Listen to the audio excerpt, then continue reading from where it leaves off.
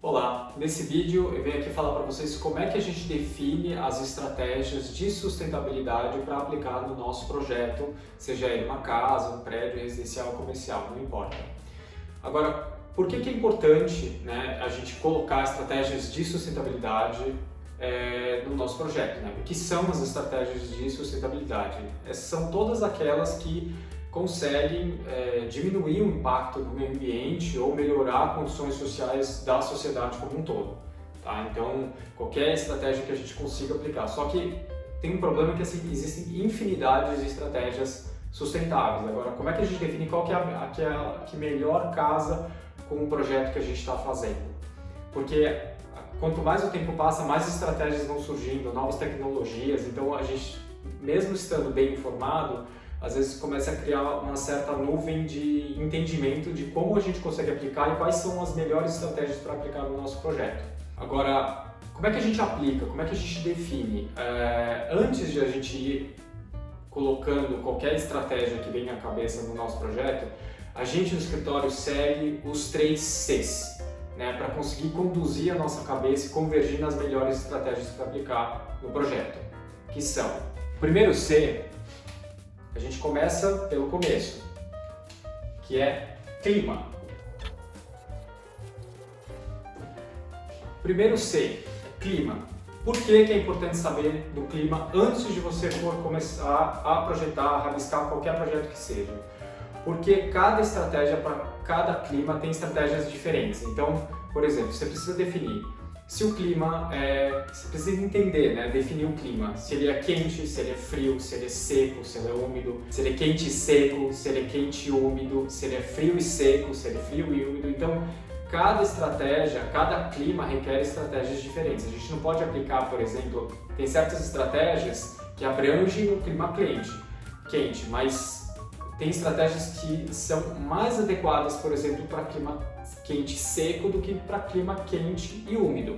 Por exemplo, estratégias de massa térmica, por exemplo, são muito mais vantajosas para climas quentes e secos porque a amplitude térmica é maior.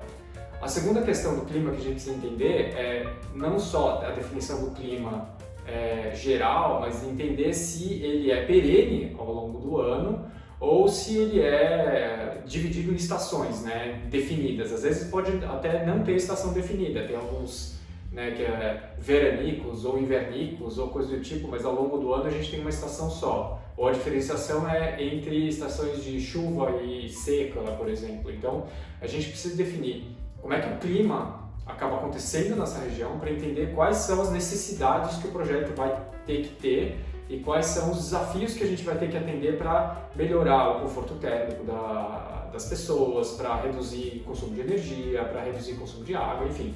Cada clima requer uma estratégia diferente. O segundo C é o contexto. Então, contexto.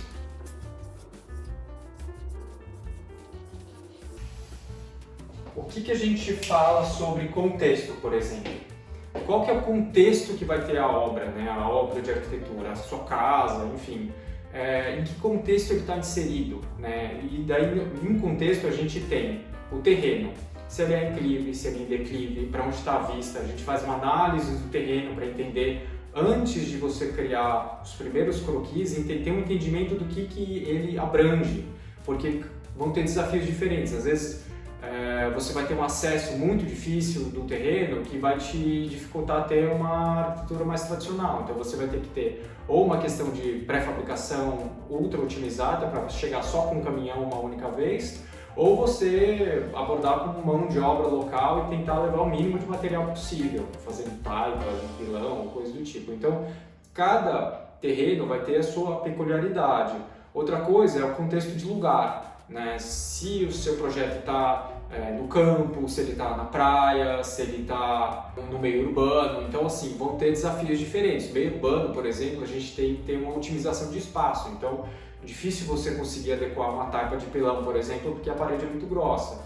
Agora, quando você tem um contexto de praia, por exemplo, normalmente as umidades são maiores, você tem um afloramento do lençol freático, às vezes o piso é de areia, então você vai ter que às vezes elevar do piso para fugir da umidade. Então, cada lugar vai ter uma peculiaridade diferente para você tratar. Então, nesse sentido, você vai melhorar e adequar e ter um melhor desempenho, inclusive, da construção que você for fazer. Em último, você também precisa fazer uma análise do entorno desse terreno, né? Do entorno. Então, você vai ter que ver se você está numa cidade, se você tem prédios que estão sombreando, prédios que estão bloqueando o sol da manhã, então você vai ter que girar a casa ou pegar outras estratégias para conseguir conduzir uma iluminação melhor, se vai ter acesso a ventilações naturais boas e adequadas. Então, por exemplo, se você tem uma indústria do lado, está muito perto do aeroporto, é mais difícil você abrir janela por conta de barulho. Então, todos esses estudos de vizinhança você precisa ter antes de poder propor qualquer estratégia sustentável. Então, se você for, por exemplo, por estratégias de ventilação e tiver muito barulho ou muita poluição, vai ser uma estratégia que não vai ser muito adequada, porque todo mundo vai começar a fechar a janela e tudo mais, então você vai perder todo aquele ganho. Talvez você tenha que remodelar estratégias de ventilação nesse caso, por exemplo. E o terceiro C, que é por último, não menos importante, que é o cliente. Por que o cliente entra na rodada? Isso é óbvio, né? Porque sem ele não existe nada. E cliente não é só quem paga, tá, gente? Cliente é todo mundo que for usar aquele prédio. Então, se você está trabalhando com incorporações ou prédios, né, com múltiplos andares e tudo mais, você não vai ter um projeto, né, característico para cada pessoa que for usar o apartamento. É diferente de uma casa, por exemplo, que você está trabalhando já com o cliente final, mas você vai precisar tratar justamente quem for usar. E mesmo com o cliente final que você está fazendo uma casa, você tem que pensar, por exemplo, nas crianças que vão utilizar, que muitas vezes você não consegue conversar, ou você tem uma entrevista, sei lá, com menor profundidade. Então, você tem que atender às necessidades de todos os usuários da casa, não só daquela pessoa que está pagando o serviço, tá?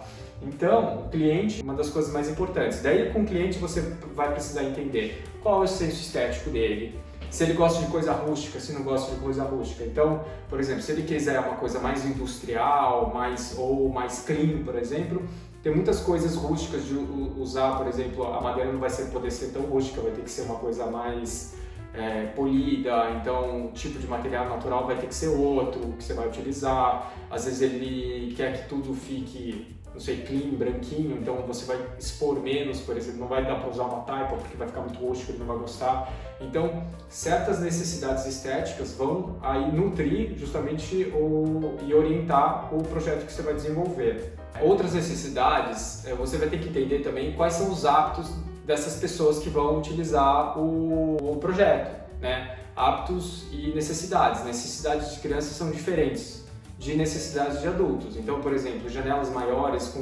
tem a abertura de visão para baixo do peitoril, por exemplo, você está tratando de uma exposição de vista para as crianças, não necessariamente para os adultos. Então, você tem que ter esse entendimento. Outra questão é a cultura, qual é a história dessa pessoa. Às vezes ela está habituada a utilizar por uma questão cultural, seja, enfim, de qualquer lugar do país, né? Se é do Nordeste, se é do Norte, se é do Sul. Às vezes tem hábitos peculiares que a pessoa tem e que você vai, de alguma maneira, incorporar no projeto. Além de determinar a história dela, para tentar resgatar um pouco da questão de memória, né? Memória afetiva, para incluir no projeto. E a última coisa, né, não menos importante, que é o custo, né? Você tem que ter um entendimento de quanto que o cliente está disposto a investir. Não adianta a gente fazer coisas mirabolantes que não tem, às vezes, um valor adequado para aquela pessoa. Por isso que você tem que ter um entendimento de quanto que tem disponível para investimento. Apesar de, né, quem trabalha com arquitetura sustentável já sabe, projetos sustentáveis não necessariamente são mais caros. Eles são mais caros, às vezes, quando não tem essa abordagem de entendimento do clima e contexto, que você acaba criando uma solução puramente estética e daí você acaba tendo que investir mais para contrabalancear. Então, por exemplo, estamos num clima tropical, você tem, às vezes, janelas gigantescas, né, que não tem nenhuma proteção solar, e você acaba tendo que investir num vidro de alto desempenho, com grande reflectância, enfim, com fator solar muito baixo. e é muito mais caro um vidro desse de alto desempenho do que um vidro comum. Então, assim, as pessoas colocam esse jogo aí de é mais caro porque, na verdade, a arquitetura foi feita de uma maneira tradicional, não foi pensada com uma abordagem de clima, contexto e cliente, que são os 3 Cs que a gente acaba usando no escritório. Se você gostou desse vídeo, por favor, compartilhe com quem você quiser, siga no nosso canal para mais dicas como essa e até mais.